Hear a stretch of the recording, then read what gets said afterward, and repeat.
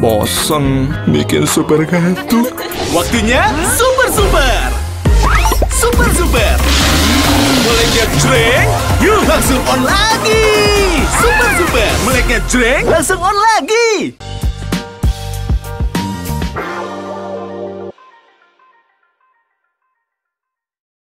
Halo, apa kabar? Salam Super. Jumpa lagi bersama kami dalam program Super Don, Super Opini, di mana kita akan berdiskusi, membedah hal-hal yang kompleks, mencari akar dari setiap persoalan dan juga merajut pemahaman untuk Indonesia yang lebih baik. Tentunya acara ini dipersembahkan oleh Super Sour Candy, meleknya jreng langsung on lagi. Saya Dike alias Doni The Kaiser Dan saya Don Bosco Slamun. Don Senior. Jumpa lagi ya. Iya, Bang. Tos dulu, Bang. Tos. Oke, semangat ya Bang ya. Harus selalu Kita semangat. harus selalu semangat dan seperti biasa kita di Super Don ini berdiskusi hal-hal yang aktual dan beberapa waktu terakhir ini Bang Don pasti mengikuti. Iya. Ada kasus yang sangat kita sesalkan, Iya. bom meledak di institusi pendidikan Betul. sekolah menengah atas. Mengejutkan ya. Nah, sebagai jurnalis senior, saya mau tanya Bang Don dulu, apa komentarnya tentang bom yang meledak di sekolah ini? Saya tidak punya tahuan kecuali karena kita sering menyerap informasinya. Iya. Don.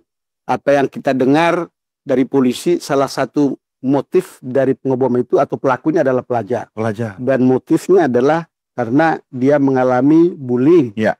Dan kita baru tahu bagaimana stigma terhadap seseorang melalui cara-cara bullying seperti itu bisa berdampak sangat besar Betul. bagi orang-orang di sekitarnya, bagi korbannya sendiri, dan bagi para pelakunya, dan mungkin juga untuk keluarga. Baru kita tahu bahwa bullying itu bukanlah sebuah hal yang sederhana.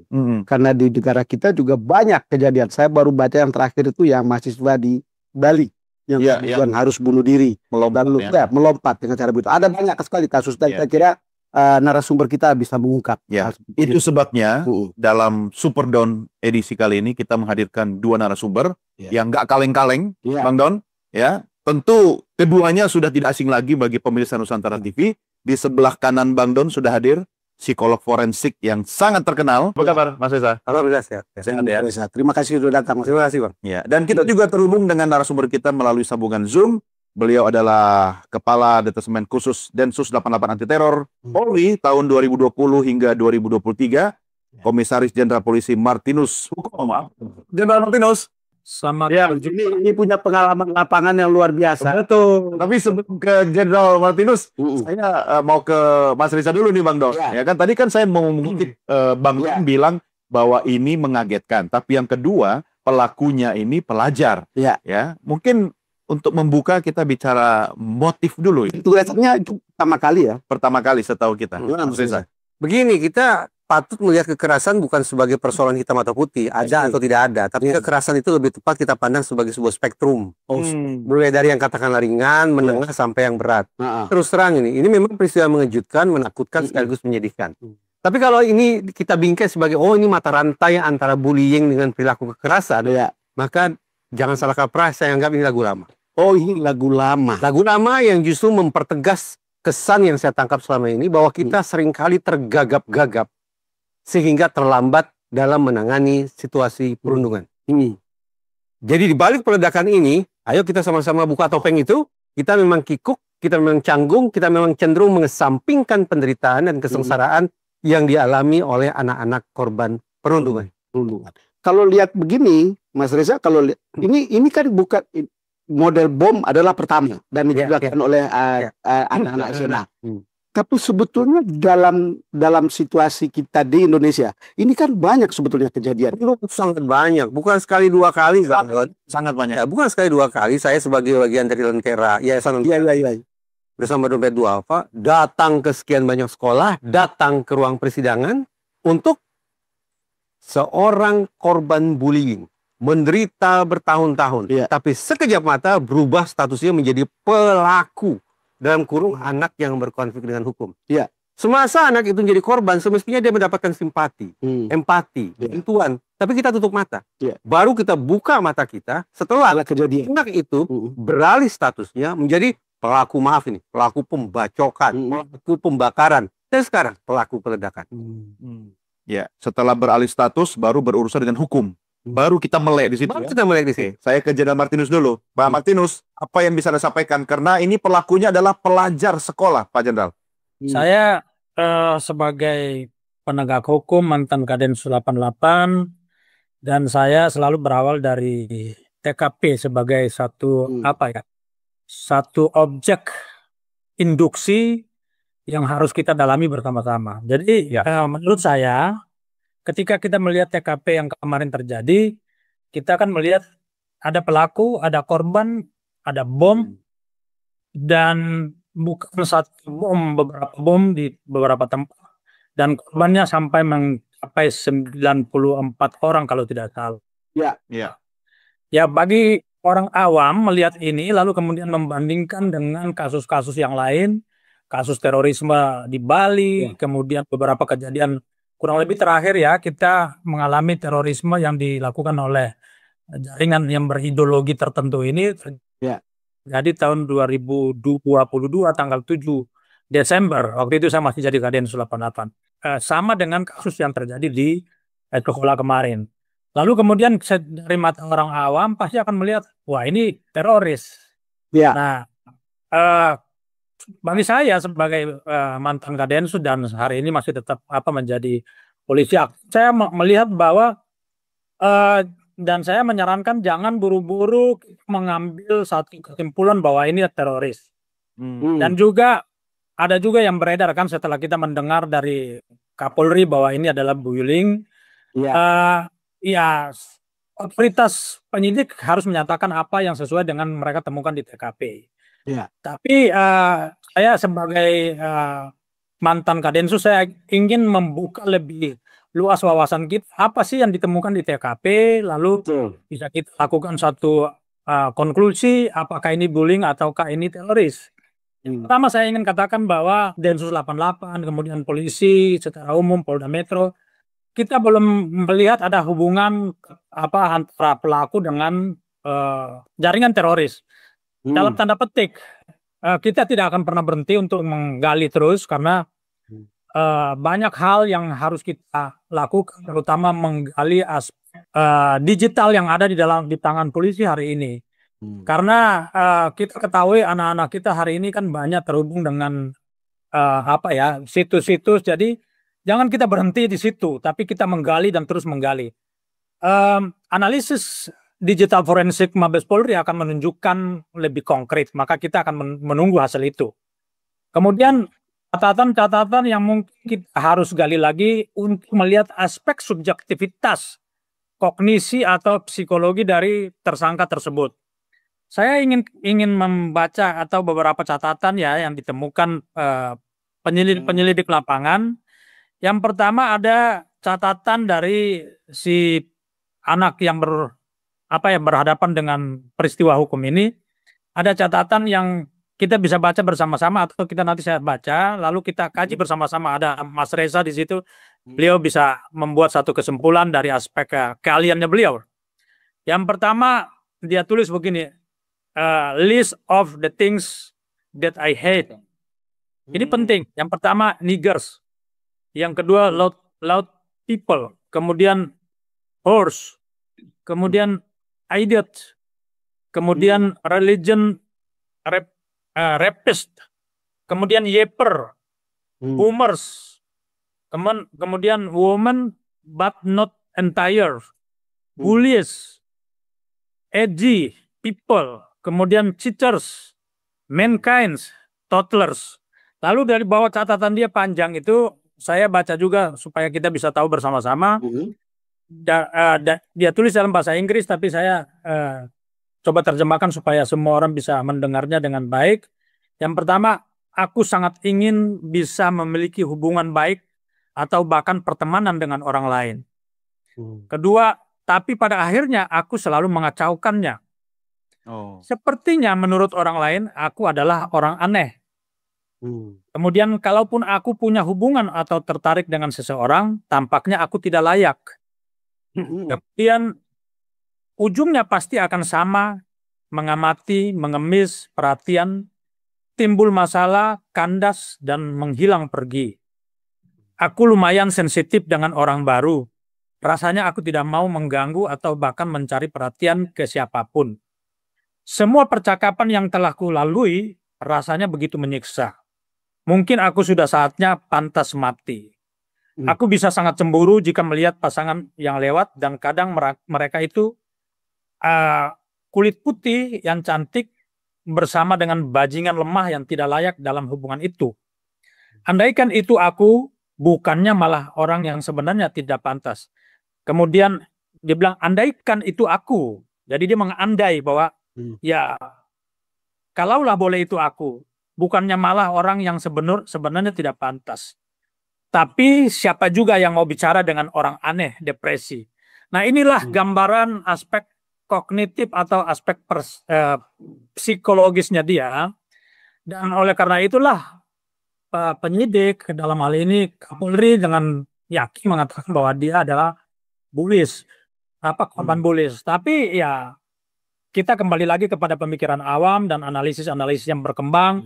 Karena catatan-catatan di senjatanya dia itu, lalu kemudian baju yang dia pakai, itu membawa alam pemikiran kita, orientasi berpikir kita, oposisi dari apa yang sebenarnya menjadi aspek psikologisnya dia tadi. Nah kira-kira seperti itu. Ketika mendengar apa yang dibacakan sama Pak Martinus, apa kesan? Jadi ada dua tinjauan, katakanlah demikian, terkait dengan sebab musabab peristiwa ini. Kalau mengacu pada keterangan salah seorang teman satu sekolah, si ABH itu, sekaligus mengacu pada pernyataan Kapolri, kata kuncinya adalah bullying. Oke, berarti anak ini patut diduga merupakan korban bullying. Pak Martinus barusan memperluas perspektif kita dengan kosakata teroris. Lantas bagaimana kita memahaminya? Pertama, memang perilaku manusia secara umum tidak disebabkan oleh faktor tunggal. Selalu ada faktor majemuk, termasuk perilaku kekerasan, perilaku kejahatan, perilaku pidana, ada faktor majemuk. Kalau kita bersepakat bahwa ada faktor yang sifatnya majemuk, maka bagaimana cara kita mengkonstruksinya? Nah, di dalam psikologi forensik ada istilah three level analysis. Analisis tiga lapis, katakanlah begitu ya. Analisis ini harus bisa kemudian memposisikan masing-masing faktor itu berada pada level yang mana. Dimulai dari level yang paling mendasar. Ada mazhab psikologi yang berkeyakinan bahwa setiap perilaku, abnormalitas, bahkan peradaban ini bertitik mula dari trauma. Kalau kita bersepakat dengan mazhab itu, maka sudah berada pada level paling bawah adalah trauma. Apa berarti? Berasosiasi dengan perundungan. Itu boleh jadi merupakan akar masalah mengapa kemudian anak ini melakukan kekerasan. Berlanjut, masuk ke level kedua. Mungkin anak ini berulang kali terekspos pada materi-materi kekerasan. Materi-materi terorisme dan seterusnya. Kalau memang benar anggapan saya bahwa anak ini terus-menerus atau berulang kali mendapatkan stimulus sedemikian rupa, maka ini diistilahkan sebagai faktor pengondisian. Conditioning factor berada pada level kedua. Hingga satu level lagi, pertanyaannya. Dengan latar belakang trauma dan proses belajar yang salah yang berlangsung terus-menerus itu, pertanyaan puncaknya, mengapa dia pilih kejadian itu berlangsung pada hari itu dan di tempat semacam itu? Belum terjawab. Apakah pemilihan waktu dan tempat itu mengandung muatan simbolik tertentu? Ataukah semata-mata berdasarkan pertimbangan taktis? Bahwa kalau dilakukan pada jam tersebut di lokasi semacam itu, maka dengan sekali gebrak akan banyak korban yang bisa jatuh. Nah, lengkap sudah. Bagaimana kemudian piramid atau konstruksi berpikirnya dengan menggunakan analisis 3 level. Bullying, kemungkinan terpapar materi kekerasan, dan puncaknya adalah pertimbangan strategis membuncahkan amarah, membuncahkan kebencian, membuncahkan keputusasaan. Dalam satu kali gebrak, sekian banyak ikut merasakan kesengsaraan itu. Oke, Mas Reza, ini penjelasan yang menarik. Saya kembali ke Pak Martinus. Pak Martinus, kalau kita lihat ya, kan ada cerita, ada 7 bom. Meledak 4, kemudian 3 bom jadi barang bukti polisi. Lalu kemarin itu kan, begitu Densus ke sana, asosiasi kita adalah teroris, bukan? Lalu karena bom gitu. Tetapi poin yang saya ingin tanyakan adalah, mungkin nggak ini hanya sendirian atau ada orang lain atau ada kelompok begitu misalnya, sehingga sebegini. Lalu kemudian dari penjelasan Mas Reza tadi menarik bahwa kemudian di tempat itu, dalam hari itu dan jam itu, yang menurut perkiraan saya dia mau mendapatkan efek yang besar, korban paling tidak terlihat seperti itu, dan itu kan pola yang dilakukan oleh para teroris selama ini gitu. Ya, yang pertama saya ingin sampaikan dari hasil penyelidikan teman-teman di Polri, di Densus, sampai hari ini mereka belum menemukan ada orang lain di balik pelaku. Kemudian yang berikut, tadi sudah saya sampaikan, kita akan terus menggali lagi digital forensik atau barang bukti handphone, kemudian mungkin media sosialnya dan lain-lain, kemudian jejak-jejak digital yang pernah dia akses seperti website dan lain-lain, untuk melihat bagaimana. Yang pertama adalah apakah jaringan ada terhubung dengan jaringan. Yang kedua adalah apakah dia mencoba untuk mencari semacam situs yang bisa menambah kognitif dia untuk membuat bom. Yang ketiga, dia seperti tadi Mas Reza sampaikan tadi, bahwa ada pilihan strategis yang dia gunakan untuk menambah efek daripada ledakan itu. Nah, ini terjawab dengan diskusi saya dengan beberapa penyidik bahwa memang dia sengaja memilih tempat itu bukan karena simbol. Ini catatan. Karena kalau teroris itu, Bang Doa, mereka salah satu ciri utama daripada teroris adalah menyerang simbol. Simbol, target simbolik. Nah, biasa kalau kita melihat serangan-serangan teroris yang punya ideologi agama misalnya, dia menyerang simbol tempat ibadah, gereja, masjid, dan lain-lain. Tapi hari ini saya tidak melihat, dari diskusi-diskusi saya dengan penyidik, tidak melihat ada simbolik di situ. Yang terjadi dari catatan-catatan yang mereka kasih ke saya, ada interogasi atau interview dengan tersangka maupun saksi-saksi di TKP, mereka mengatakan bahwa pilihan masjid ini hanya karena dia melihat satu serangan itu efektif apa tidak. Maka dipilihlah, kalau tidak warung, tidak restoran, tidak kantin, atau masjid, karena di situ berkumpul orang banyak. Dan catatan berikutnya, Bang Don, bahwa anak ini sejak kecil sudah dibully. Bahkan dia pernah ajak seorang temannya untuk melapor kepada sekolah bahwa dia dibully, tapi tidak direspon oleh sekolah. Maka hari ini saya juga sebagai penegak hukum, dan kita perlu mengantisipasi situasi ke depan. Jangan ada laporan anak-anak kita yang mendapatkan bullying ini, lalu kemudian tidak direspon, karena akibatnya sangat fatal sekali. Insting manusia biasanya ketika dia dia melihat ada ancaman, ada dua hal yang akan terjadi. Yang pertama, dia akan melarikan diri atau insting penyelamatan diri, atau insting melawan. Itu aja. Hari ini saya melihat bahwa ada insting perlawanan. Dan kejadian orang ini saya membingkainya dengan teori namanya struggle for recognition. Mengungkapkan sesuatu seakan-akan bahwa saya ini sebenarnya kuat. Tadi dengan catatan tadi, kita melihat bahwa dia ini orang lemah. Dia frustasi, dia tercabik-cabik jiwanya, lalu dia ingin menunjukkan, saya tidak seperti itu. Andaikan saya bisa seperti si laki-laki yang lemah ini, bisa mencari cewek cantik. Tapi dia menunjukkan dengan ekspresi yang lain, yaitu kekerasan. Kira-kira seperti itu, Mbak. Bang Don, makasih. Baik, Jenderal. Bang Don, kita makin asik nih ngobrolnya. Tapi saya sebelum nanya lagi ke Mas Reza, saya mau nawarin yang asik-asik dulu ya. Kita punya permen super. Pak Jenderal kena jauh, diwakili aja ya. Ini kategorinya high explosive atau setelah masuk mulut baru ketahuan ini high atau low explosive. Atau mungkin ini low masif tapi high impact. Nah, kalau suruh milih suka merah atau kuning? Oh, saya semakin meledak, saya kasih merah. Yang kuning aja ya, yang eksplosif ya. Karena itu kita rehat sejenak, jangan kemana-mana. Super dan Super Opini segera kembali sesaat lagi.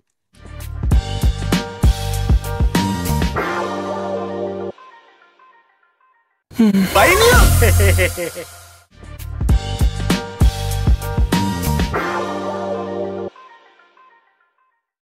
Terima kasih pemirsa, masih bersama kami dalam Super Don Super Opini. Saya Doni The Kaiser. Saya Don Bosco Slam. Double Don mengawal program Super Don tentunya bersama Super Sour Candy.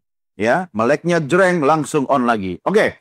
Saya tertarik pada dua narasumber. Ya. Saya terpukau mendengar. Saya sambil makan permen ya. Ini faktor bullying. Ya. Ini kan itu kayak sebagai faktor tunggal yang memicu sebegitu dahsyat akibatnya. Sama seperti sebegitu tragis korban kalau dia jadi korban begitu. Ini hal-hal seperti ini terjadi di banyak tempat di tempat kita ini. Nah, kalau lihat proses ketika orang dengan bullying lalu kemudian menghasilkan kekerasan, seperti apa Oke, proses bagus berjalan? pertanyaannya. Kita sudah berbincang tentang hulu, kita juga sudah melompat ke hilir, tapi yang belum terjelaskan adalah di tengahnya. Oke. Saya akan coba berikan perspektif tentang di tengahnya ini, prosesnya ini, mekanismenya ini berdasarkan pengalaman saya bersama Yayasan Lentera Anak masuk dalam kasus-kasus serupa. Oke. Jadi begini, korban perundungan ini ternyata adalah sosok yang sangat sempurna mewakili ungkapan sudah jatuh tertimpa tangga. Viktimisasi pertama yang dia alami, anggaplah datang dari teman-temannya. Dilecehkan, diledek, dihina-dina, dan seterusnya. Tidak berhenti sampai di situ, korban kemudian mencoba mencari pertolongan. Dia mengadu ke orang tua, berkeluh kesah ke guru. Tapi sayang beri sayang, pihak yang semestinya memberikan pertolongan justru acap kali mengeluarkan kalimat-kalimat klise yang semakin memojokkan korban. Misalnya, maafkanlah, itu hal biasa. Waktu akan menyembuhkan semua. Nanti juga berteman kembali. Itu seolah menenangkan, tapi memojokkan. Sadar tidak sadar, pihak yang seharusnya memberikan pertolongan yaitu keluarga ataupun sekolah justru melakukan viktimisasi kedua. Belum selesai juga. Nah, ini kemudian mencoba untuk mengadukan persoalannya ke otoritas penegakan hukum. Misalnya ke kantor polisi. Kantor polisi, berkas laporan masyarakat sudah sangat banyak. Sementara masalah yang engkau hadapi, cobalah berbaik-baikan, besok akan rukun kembali. Dengan kata lain, sayang beribu sayang, sadar tidak sadar, otoritas penegakan hukum pun bisa melakukan viktimisasi ketiga. Sekarang bayangkan, berulang kali menjadi korban, sampai akhirnya korban bersimpulan, saya hidup sendirian dalam penderitaan. Tidak ada pihak lain yang bisa saya andalkan untuk memberikan jalan keluar, kecuali diri saya sendiri. Dan jalan keluar yang harus saya tempuh adalah jalan keluar yang setara dengan kesengsaraan yang sudah saya rasakan. Apa itu? Kekerasan dengan skala masif, Atau mengorbankan diri sendiri. atau kekerasan terhadap diri sendiri. Itu dia mekanisme. Berpikir mengorbankan diri sendiri itu karena begitu dalam dan Karena itu Mas Don, ada istilah spesifik. Bullycide. Untuk menunjukkan kepada orang-orang yang akhirnya memutuskan untuk mengakhiri hidupnya sendiri karena tidak tahan lagi berada dalam situasi bullying, situasi perundungan. itulah Anda katakan sudah jatuh tertimpa tangga. Tetapi begini, saya ingin nanti setelah itu ke Pak Martinus. Mas Reza, kan sering keluhan-keluhan sebegitu, orang kan merasa bahwa itu biasa. Dalam pengertian, kalau kita tidak mengerti derajat atau penderitaan atau perasaan batin korban, kita merasa udahlah biasa kan. Ya, Kita gitu. ikut menormalisasi. Bisa orang tua atau orang di sekitarnya merespon bahwa ini tidak biasa. Kata biasa itulah yang sebetulnya menjadi target utama kampanye untuk melawan bullying. Kenapa? Kata biasa itu seolah merupakan pilihan kata untuk kesalahkaprahan bahwa banyak orang masih menganggap bahwa bullying merupakan dinamika normal dalam proses perkembangan anak maupun remaja. Dianggap sebagai dinamika normal. Karena dianggap normal, karena dianggap biasa, maka itu tadi terjadi pengabaian, penyepelean, bahkan justru menghakimi korban sebagai cemen kau, lemah, pengecut, penakut, tidak pandai bergaul, dan seterusnya dan seterusnya. Bullying beda sama pembentukan karakter ya. Oh, saya tidak membayangkan bahwa bullying merupakan bentuk pembinaan karakter lah. Itu justru penghancuran karakter. Dehumanisasi yang terjadi di kalangan anak remaja maupun ya bisa juga terjadi pada dewasa, barangkali mengambil bentuk yang relatif lembut adalah dalam bentuk bullying. Anda mau mencoba mengatakan, Bang Don, Mas Reza, mencoba mengatakan kita, keluarga, lingkungan ikut bertanggung jawab. Sayangnya di ruang persidangan nanti satu-satunya orang yang dimintai pertanggungjawabannya secara pidana adalah anak ini. Keluarganya di mana? Di mana? Sekolahnya di mana? Berlepas tangan. Sekali lagi, dalam proses pidana, sayang beribu sayang, pesakitan duduk sendirian. Saya mau tanya ke Pak Martinus, kalau lihat proses ini dan penjelasan Mas Reza ini seperti apa polisi harus bekerja untuk sampai pada tingkat dia paham betul motifnya? Iya. Jernih, misalnya ini dulu atau apa gitu? Ya, yang pertama Polri harus berada kepada di level induksi ya. Jangan provokasi dengan berbagai macam isu yang beredar, yang diprovokasi di media dan di tempat-tempat lain, karena penyidik harus taat kepada asas penyidikan dan penyelidikan, yaitu TKP bagi seorang penyidik itu adalah sakral. Maka disitulah dia membuat satu ritual penyelidikan dan penyidikan di situ. Lalu kemudian TKP itu apa aja sih? TKP itu adalah tempat di mana terjadinya ledakan. Kedua, tempat di mana ditemukan barang bukti. Tempat di mana ditemukan saksi dan korban. Lalu dengan berkembangnya digital, maka TKP itu juga ada dalam ruang digital. Harus diangkat seluruh instrumen digital yang dibawa oleh tersangka. Maka dengan demikian polisi harus bisa mampu punya pengetahuan pengolahan data yang diangkat secara komprehensif, lalu kemudian dianalisis baru membuat satu kesimpulan. Hari ini polisi sudah melakukan satu upaya itu, namun saya berharap akan lebih mendalam lagi karena ada beberapa pertanyaan-pertanyaan dan catatan-catatan yang beredar atau berseliweran di luar. Contohnya, satu catatan tentang nama-nama orang yang ditulis dalam senjatanya. Iya. Yang kedua, kaos yang ada yang dia gunakan. Bagi saya ini perlu menjadi satu kajian. Kajian saya dalam hal ini yang pertama bahwa catatan dua orang itu kan, satu namanya Alexander Bissonnette dan yang kedua adalah Brenton Tarrant. Ini dua orang yang menggunakan pola teror untuk menyerang masjid di dua kota dan di dua negara yang berbeda. Lalu kemudian kita melihat apa ideologinya. Ideologinya adalah white screen supremacy. Atau superioritas dari orang-orang kulit putih yang melihat orang kulit hitam sebagai orang-orang atau musuh atau penjajah, orang-orang yang harus disingkirkan. Lalu kemudian yang kedua tadi di catatan di baju tulisannya itu ada namanya natural selection. Natural selection itu dia mungkin ambil dari teorinya Darwin si alam. Dan ini bagi saya sampai hari ini kita harus menggali terus, tapi kita kembalikan lagi kepada hal yang ditemukan di TKP, aspek kognitif, aspek subjektivitas yang terus kita dalami, dan menurut saya ini adalah semacam ungkapan kekesalan, jiwa yang tercabik-cabik, yang tidak utuh, lalu dia mau menunjukkan bahwa gua ini bukan orang lemah.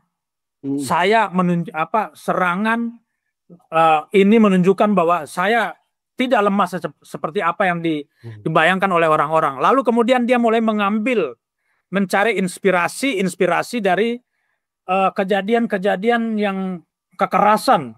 Dia mengcopy, dia mencoba mengcopy hal-hal untuk mendukung dia, memberikan keyakinan dan memberikan keberanian. Termasuk di dalamnya mungkin dia berselancar di dalam ruang digital untuk menemukan bahwa orang-orang yang lemah itu harus diseleksi.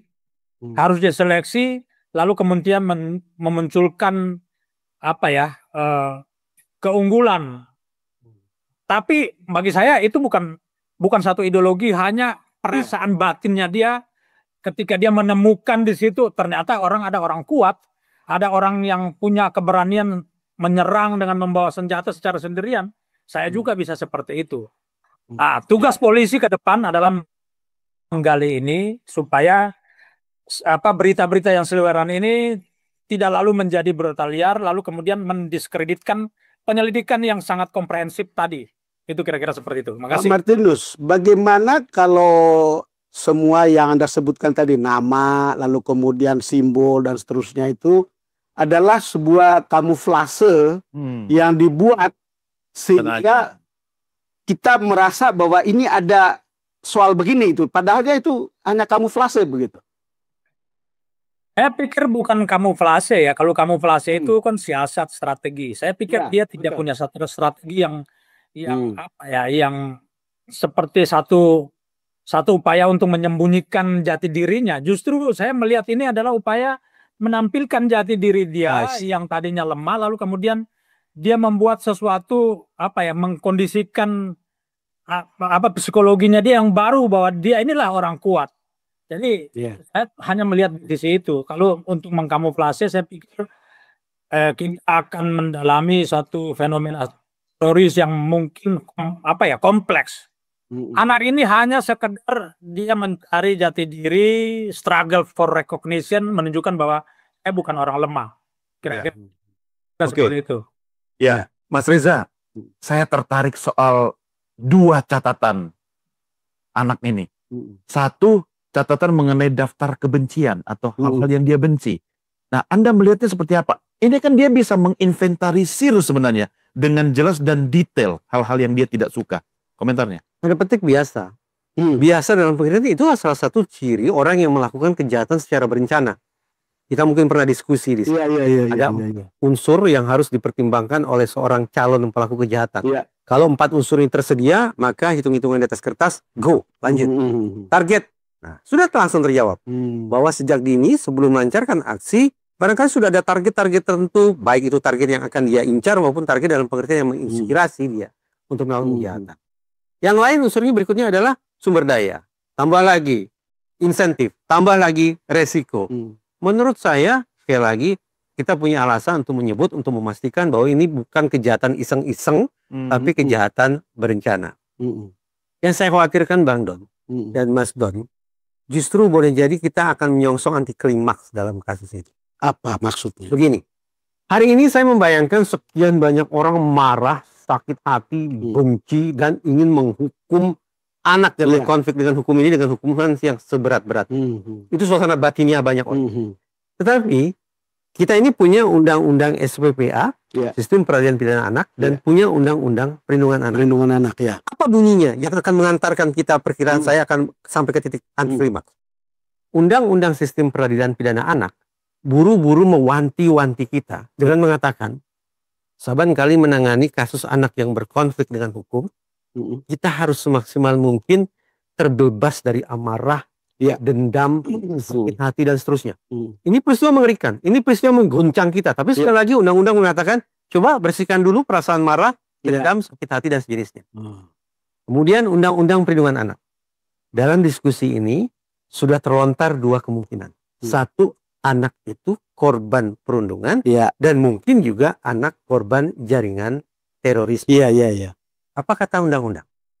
Untuk anak korban kekerasan dan anak korban jaringan terorisme justru harus mendapat perlindungan khusus. Bayangkan, tidak berbicara tentang penghukuman khusus, tapi perlindungan khusus yang setara dengan logika hukum bahwa seorang pelaku yang pada saat yang sama juga berstatus sebagai korban, maka sepatutnya mendapatkan peringatan hukuman. Pertanyaan, publik siap tidak untuk membersihkan hatinya dari amarah? Publik siap tidak untuk menerima kenyataan suatu saat nanti mungkin saja anak ini justru diberikan penghukuman yang diperingan? Ya, saya kira peringatan Mas Reza ini penting untuk penonton kita ya, untuk bisa melihat perspektif dari bahwa ini anak-anak dari masih di bawah, pokoknya masih remaja begitu. Sekarang begini Mas, problem kita selama ini, tadi kan kita bicara kalau anak itu mengeluh, kita itu menganggap itu biasa. Bagaimana mengidentify keseriusan ketika dia menyampaikan keluhan itu? Jadi ketika anak menghadap saya, atau ketika anak seorang penonton kita menghadap ibunya atau menghadap guru untuk menyatakan saya punya masalah ini, dan kemudian kita tahu bahwa ini sesuatu yang serius, atau seperti apa kita alertnya gitu. Pertama, mari kita sepakati lagi ya, bahwa jangan pernah menganggap bahwa perundungan adalah dinamika normal dalam proses perkembangan. Jangan, itu harus kita buang jauh. Nah, dalam implementasinya sekian banyak sekolah di sekian banyak negara Eropa akhirnya memang melakukan penyisiran atau risk assessment satu persatu. Sampai kemudian bisa ditentukan murid mana yang tergolong low risk, mana yang at risk, mana yang medium risk, dan puncaknya mana yang high risk. Ada 5 tema utama yang coba dieksplorasi untuk memetakan murid-murid itu dalam kondisi seperti apa. Berarti sekaligus itu merupakan cerminan bahwa sekolah tidak menganggap ini biasa. Iya. Pertama, dicek riwayat penyalahgunaan narkoba dan kemungkinan adanya gangguan mental. Itu satu. Yang kedua, fantasi kekerasan. Dia baca buku seperti apa, gambar-gambarnya seperti apa, bahkan mimpi buruknya seperti apa. Itu dicari tahu. Yang kedua, fantasi kekerasan. Game kekerasan Termasuk. Pokoknya fantasi kekerasannya akan mewujud, akan dia coba puaskan dengan medium seperti apa. Yang ketiga, pola pengekspresian amarah. Semua orang bisa marah. Bahkan marah pun merupakan bentuk adaptasi manusia. Tapi ada pola-pola amarah yang tidak wajar. Ini yang juga menjadi catatan. Yang keempat, stabilitas akademis.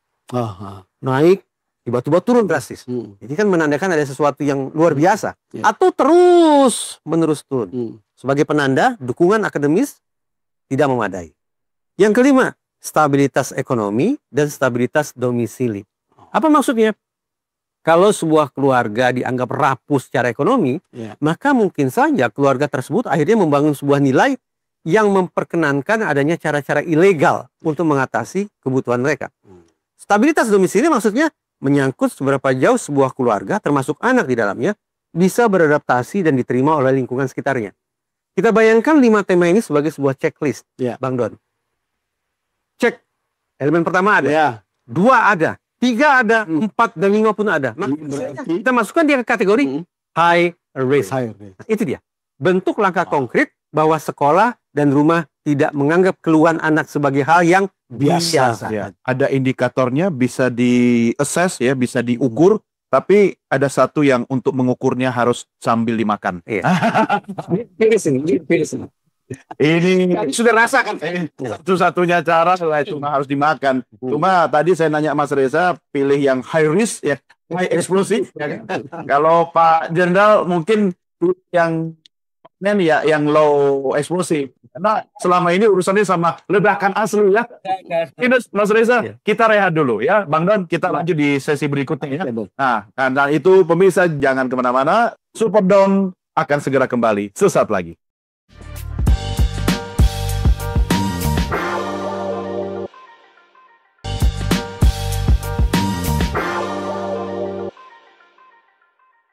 Terima kasih masih bersama kami dalam Super Don Super Opini. Saya Doni The Kaiser. Dan saya Don Bosco Slam. Double Don, double asik dengan double narasumber. Tentunya karena kita bersama Super Sour Candy, meleknya jreng langsung on lagi. Saya tiap segmen ini makan 1, makan 2. Jadi on terus ini. Ya cuma kita kan tadi dapat alert nih dari Jenderal Martinus sama Mas Reza. Jangan kita abai. Ya, nah Pak Martinus, ini saya pengen tahu, karena kalau Anda melihat di TKP, ya, di lapangan, anak ini kemudian membawa senjata, apa itu namanya? Senjata mainan ya sebenarnya ya. Itu kan simbol kalau menurut saya ya. Bagaimana menerjemahkan simbol-simbol yang dia bawa itu, sehingga polisi punya akses yang lebih luas untuk kemudian membaca alam pikiran anak ini, Jenderal. Kalau kita bicara tentang mulai dari aspek psikologinya ya, kemudian dia menggunakan instrumen kekerasan, ya bagi saya polisi harus bisa melibatkan psikolog untuk menerjemahkan itu. Jadi polisi tidak bisa sendiri dengan aspek empiris yang ada di dalam TKP, tapi menggali aspek subjektivitas fenomenanya yang muncul dari dorongan-dorongannya dia, sehingga polisi dapat bisa menangkap satu pesan yang yang berada di balik kekerasan itu. Jadi bukan sekedar melihat bahwa ini ada ledakan, ini ada korban, ada tersangka, berapa jumlah korban, tapi aspek kognitif ini menjadi penting. Supaya apa? Karena polisi tidak sekedar melakukan penindakan hukum, tapi aspek yang lebih penting adalah aspek pencegahan. Ya. Maka mengetahui kognitif itu menjadi penting sehingga bisa mendesain satu program pencegahan dengan melibatkan seluruh instrumen negara, baik itu pendidikan, kemudian KPAI, kemudian Kementerian Komdiji untuk melakukan pendekatan yang lebih komprehensif sehingga tidak memberikan celah buat siapapun termasuk anak-anak kita untuk secara bebas mengakses keseluruhan informasi yang ada di dalam media sosial atau dalam ruang digital tadi. Nah, menurut saya begini, Mas, ini dengan adanya ruang digital, lalu kemudian media sosial, anak-anak kita tuh mengalami satu fenomena namanya multipatron. Ya, multipatron ini akibatnya ketika kita masuk dalam ruang media sosial, ada patron-patron yang abstrak kemudian mempengaruhi aspek kognitif anak ini. Dia tidak tahu dari mana, atau dia juga tidak tahu dia sedang dimanfaatin oleh siapa. Lalu kemudian ruang jiwa yang rentan ini kemudian dia menjadi sangat berbahaya dan sangat agresif sekali. Kira-kira seperti itu, Mas.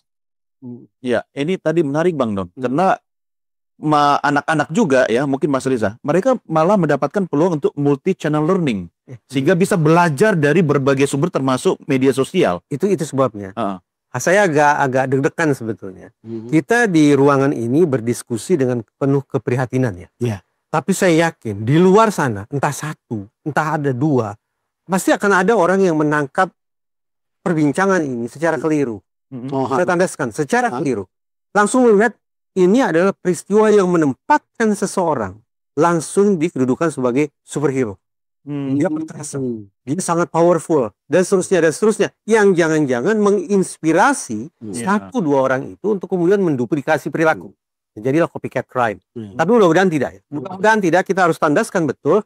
Kita tidak sedang mengeluh-elukan siapapun yang melakukan kekerasan, termasuk anak-anak sekalipun. Dan kita harus yakinkan kepada publik, ini tergantung pada otoritas penegakan hukum, bahwa agar muncul efek gentar sekaligus efek jerah, proses penegakan hukumnya harus berlangsung secara cepat dan ajak. Kalau kasus ini butuh 4 bulan, 5 bulan, 6 bulan baru sampai ke pengadilan, maka paling tidak sudah ada satu syarat yang tidak terpenuhi.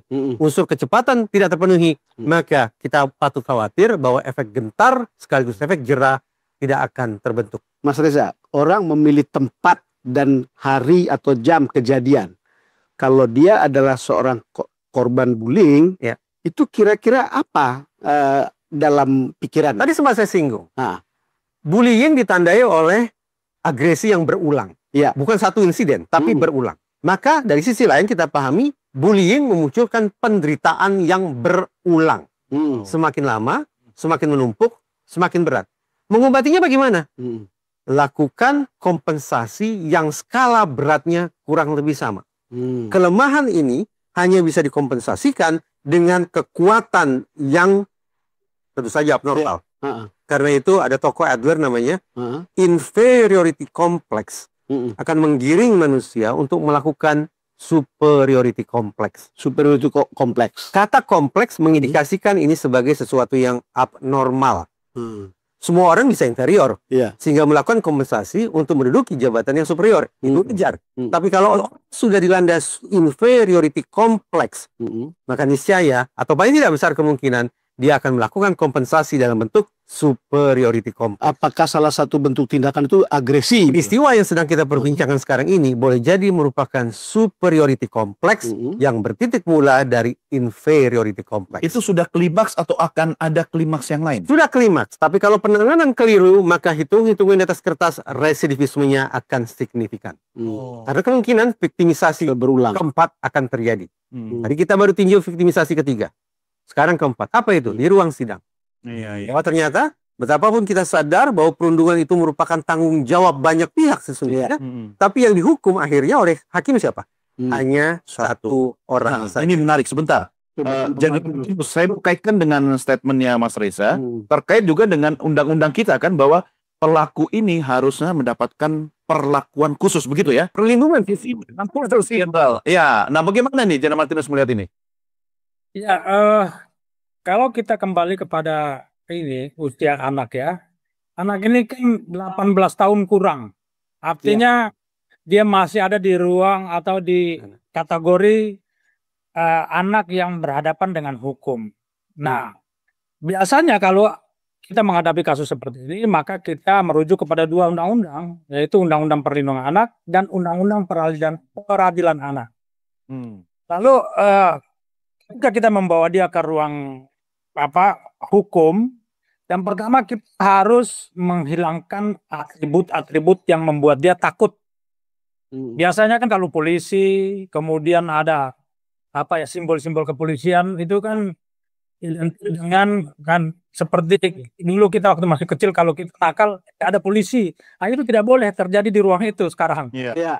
Jadi dia harus dibawa di ruang di mana dia merasa nyaman, karena penghukuman terhadap anak ini sebenarnya bukan penghukuman, tapi aspek untuk memulihkan psikologi, aspek memulihkan psikologi dia.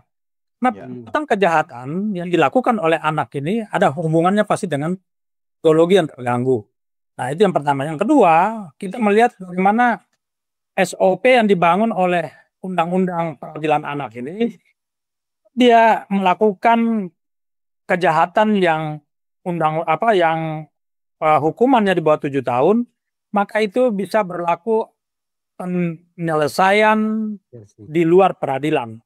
Tapi hari ini kan kita sedang berhadapan dengan kasus yang sangat besar.